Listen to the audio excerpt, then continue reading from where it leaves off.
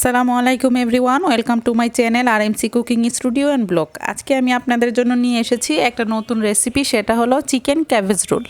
খুব সহজেই কিভাবে এই ক্যাবেজ রোলটা আপনারা তৈরি করতে পারেন সেটাই দেখাবো আজকে।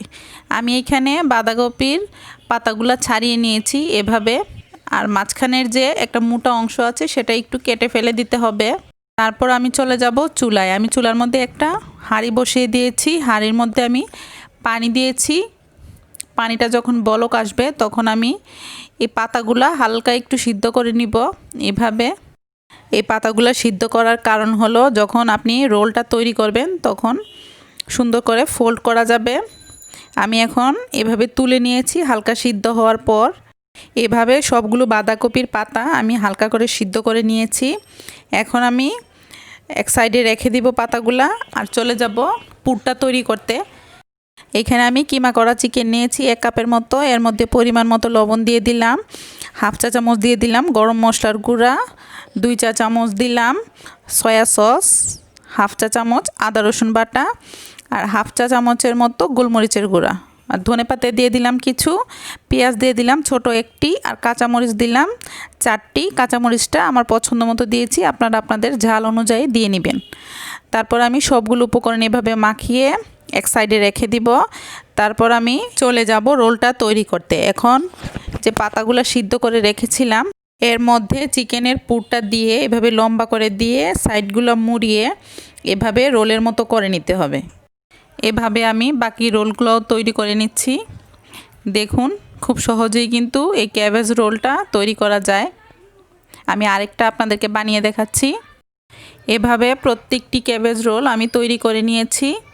আর এখন চলে যাব রোলগুলো স্টিম করতে। আমি একটা রাইস কুকারে স্টিমার বসিয়ে দিয়েছি।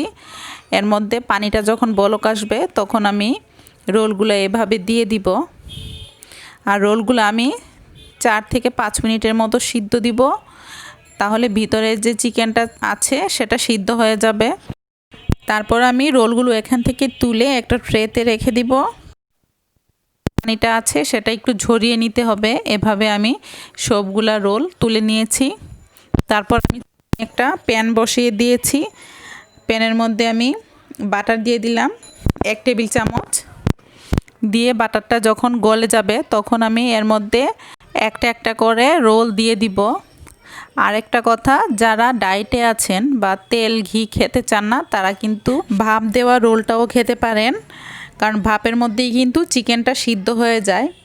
এখন আমি সবগুলা রোল এভাবে দিয়ে হালকা করে একটু ভেজে নিব। তারপর একটা ঢাকনা দিয়ে দিব।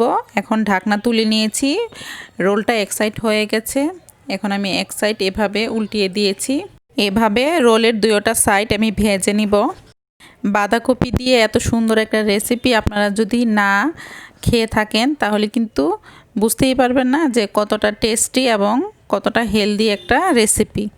এরই মধ্যে আমার রোলগুলো ভাজা হয়ে গেছে। এখন আমি একটা ডিশে সাজিয়ে নিয়েছি। দেখুন রোলগুলো দেখতে কতটা সুন্দর, এবং বাঁধাকপির কালারটা কিন্তু একটু চেঞ্জ হয় নাই। আশা করি এইভাবে আপনারা চিকেন ক্যাবেজ রোলটা ঘরে তৈরি করবেন।